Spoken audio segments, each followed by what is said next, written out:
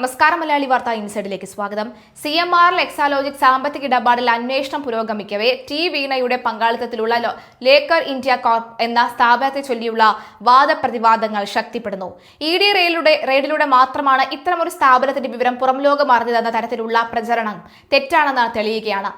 മുൻ മന്ത്രി PA മുഹമ്മദ് റിയാസ് ജനപ്രാതിനിധ്യ നിയമപ്രകാരം സമർപ്പിച്ച തെരഞ്ഞെടുപ്പ് സത്യവാങ്മൂലത്തിൽ തന്നെ ഈ സ്ഥാപനത്തെക്കുറിച്ചുള്ള വിവരങ്ങൾ കൃത്യമായി വെളിപ്പെടുത്തിയിട്ടുണ്ടായിരുന്നു. മുഹമ്മദ് റിയാസിന്റെ സത്യവാങ്മൂലം പരിശോധിച്ച് ഈ ആംഗിളിൽ കാര്യങ്ങൾ വ്യക്തമാക്കുമ്പോൾ ലേക്കർ ഇന്ത്യ കോർപ്പ് എന്ന നേരത്തെ തന്നെ പരസ്യമായി വെളിപ്പെടുത്തിയ സ്ഥാപനമാണെന്ന റിയാസിന്റെ വാദം 100% ശരിയാണെന്ന് വ്യക്തമാകുന്നു. തെരഞ്ഞെടുപ്പ് കമ്മീഷന് സമർപ്പിച്ച രേഖകളിൽ ലേക്കർ ഇന്ത്യ കോർപ്പിന് പുറമെ വീണയ്ക്ക് പങ്കാളിത്തമുള്ള മറ്റ് 2 കമ്പനികളുടെ വിവരങ്ങളും കൃത്യമായി വ്യക്തമാക്കിയിട്ടുണ്ട്. സത്യവാങ്മൂലത്തിൽ ഉൾപ്പെടുത്തിയ ഒരു കാര്യത്തെ ED റെയ്ഡിലൂടെ പുതുതായി കണ്ടെത്തി എന്ന രീതിയിൽ പ്രചരിപ്പിക്കുന്നത് രാഷ്ട്രീയ ലക്ഷ്യങ്ങളോടുകൂടിയാണെന്നാണ് CPMന്റെ ആരോപണം.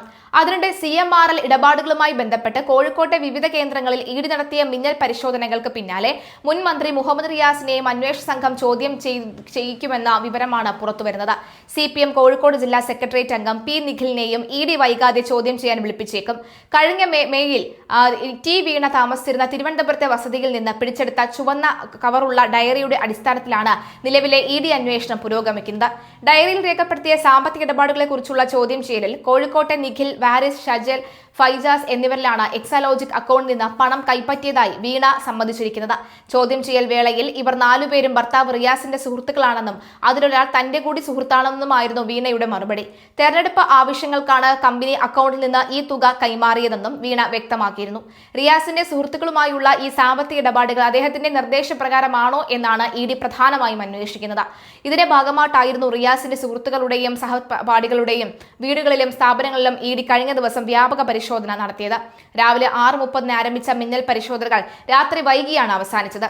KCK, dental and surgicals, capital marbles ഉൾപ്പെടെയുള്ള സ്ഥാപനങ്ങളിലായിരുന്നു റെയ്ഡ്. നേരത്തെ നടത്തിയ പരിശോധനകളിൽ ലേക്കർ ഇന്ത്യ കോർപ്പിന്റെ അക്കൗണ്ടിൽ 15,57,414 രൂപ ഉണ്ടെന്ന് ED കണ്ടെത്തിയിരുന്നു. കോഴിക്കോട് പന്തീരങ്കാവിലെ കോടൽ നടങ്കാവ് കേന്ദ്രീകരിച്ച് 2023 പങ്കാളിത്ത വ്യവസ്ഥയിൽ രജിസ്റ്റർ ചെയ്ത ഈ സ്ഥാപനം മെഡിക്കൽ ഉപകരണങ്ങളുടെ വിതരണമാണ് പ്രധാനമായും നടത്തുന്നതെന്ന് കണ്ടെത്തിയിട്ടുണ്ട്. എന്നാൽ ഈ വിവരങ്ങളെല്ലാം നേരത്തെ തന്നെ പൊതുസമക്ഷമുള്ളതാണെന്നും തെരഞ്ഞെടുപ്പ് സത്യവാങ്മൂലത്തിൽ രേഖപ്പെടുത്തിയ വസ്തുക്കൾ മറച്ചുവെച്ച് ED അപവാദ പ്രചാരണത്തിന് വഴിയൊരുക്കുകയായിരുന്നു എന്നുമാണ് CPMന്റെ നിലപാട്. മുഹമ്മദ് റിയാസിനെയും കുടുംബത്തെയും കേസിൽ കുടുക്കാനായി കേന്ദ്ര ഏജൻസിയെ ഉപയോഗിച്ച് നടത്തുന്ന ED റെയ്ഡുകളെയും തുടർ നടപടികളെയും രാഷ്ട്രീയമായി തന്നെ നേരിടാനാണ് CPMന്റെ അന്തിമ തീരുമാനം. കേന്ദ്ര ഏജൻസിയായ എൻഫോഴ്സ്മെന്റ് ഡയറക്ടറേറ്റ് പ്രവർത്തന ശൈലിയിൽ വരുത്തിയ പെട്ടെന്നുള്ള മാറ്റത്തിൽ എന്തു ചെയ്യണമെന്നറിയാതെ കുഴങ്ങിയിരിക്കുകയാണ് സംസ്ഥാന രഹസ്യാന്വേഷണ വിഭാഗം. മന്ത്രി PA മുഹമ്മദ് റിയാസിന്റെ അടുത്ത സുഹൃത്തുക്കളുടെയും CPM DYFI നേതാക്കളുടെയും വസതികളിലേക്ക് സ്ഥാപനങ്ങളിലേക്കും ED സംഘം ഇരച്ചെത്തിയത് പൂർണ്ണമായും സർജിക്കൽ സ്ട്രൈക്ക് മാതൃകയിലായിരുന്നു. മിന്നൽ പരിശോധനകൾ സംസ്ഥാനത്തൊട്ടാകെ വാർത്തയായപ്പോഴും കേന്ദ്ര ഏജൻസിയുടെ അടുത്ത നീക്കം എന്തായിരിക്കുമെന്നോ ആരുടെ വാതിലിലാണ് അടുത്തതായി മുട്ടുകയെന്നോ പ്രവചിക്കാൻ പോലും കഴിയാത്ത വിധം നെട്ടോട്ടമോടുകയാണ് സംസ്ഥാന ഇന്റലിജൻസ്. കേന്ദ്ര അന്വേഷണ ഏജൻസികളുടെ പരിശോധന വിവരങ്ങൾ സമയബന്ധിതമായി സംസ്ഥാന സർക്കാരിന് കൈമാറേണ്ടത് കേരള പോലീസിന്റെ ഇന്റലിജൻസ് വിഭാഗമാണ്. കേന്ദ്ര ഏജൻസികൾ നേരിട്ട് സ്ഥലത്തെത്തുകയും പരിശോധനകൾ തുടരുകയും ചെയ്യുമ്പോൾ മാത്രമാണ് ഇപ്പോൾ പ്രാദേശിക പോലീസും സ്പെഷ്യൽ ബ്രാഞ്ചും വിവരം അറിയുന്നത് തന്നെ. മുൻകാലങ്ങളിൽ റെയ്ഡ് നടത്തുമ്പോൾ ക്രമസമാധാന പ്രശ്നങ്ങൾ ഉണ്ടാകാതിരിക്കാൻ മുൻകരുതൽ എന്ന നിലയിൽ സംസ്ഥാന പോലീസിന്റെ സഹായം ED സംഘം തേടാറുണ്ടായിരുന്നു.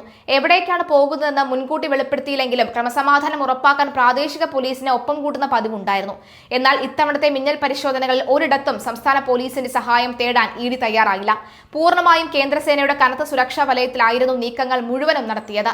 ക്രമസമാധാന പ്രശ്നങ്ങളുടെ ഉണ്ടാവുമോ എന്ന് നിരീക്ഷിക്കാൻ പോലും സംസ്ഥാന പോലീസ് സ്ഥലത്ത് എത്തിയിരുന്നില്ല എന്നത് ഇതിന്റെ വ്യാപ്തി വ്യക്തമാക്കുന്നു. കേന്ദ്ര ഏജൻസികൾ അറസ്റ്റ് നടത്തുമ്പോഴോ ഈ തൊണ്ടി മുതലുകൾ കസ്റ്റഡിയിൽ എടുക്കുമ്പോഴോ ഉന്നത പോലീസ് ഉദ്യോഗസ്ഥരെ അറിയിക്കുന്ന പതിവും പൂർണ്ണമായി ഒഴിവാക്കപ്പെട്ടിരുന്നു. CMRL എക്സാലോജിക് ഇടപാടുമായി ബന്ധപ്പെട്ട് ചൊവ്വാഴ്ച രാവിലെ 6 മണിയോടുകൂടിയാണ് കൊച്ചിയിൽ നിന്നുള്ള ED സംഘം കോഴിക്കോട് അപ്രതീക്ഷിത പരിശോധന ആരംഭിച്ചത്. CPM ജില്ലാ സെക്രട്ടേറിയറ്റ് അംഗം P നിഖിൽ, DYFI ഭാരവാഹികളായ നന്ദുലാൽ, അതുപോലെ തന്നെ ഫെബീഷ് മുഹമ്മദ്, ബിസിനസ് പങ്കാളിയായ ഫാരിഷ് കളത്തിങ്കൽ, ഷൈജൽ തുടങ്ങിയവരുടെ കേന്ദ്രങ്ങളിലായിരുന്നു പരിശോധന. നിഖിലിന്റെ ഫറോക്കിലെ തറവാട് വീട്ടിൽ ആദ്യം എത്തിയ ED സംഘം അദ്ദേഹം അവിടെയില്ല എന്ന് മനസ്സിലാക്കിയ അശോകപുരത്തെ ഫ്ളാറ്റിലേക്ക് മാറുകയായിരുന്നു.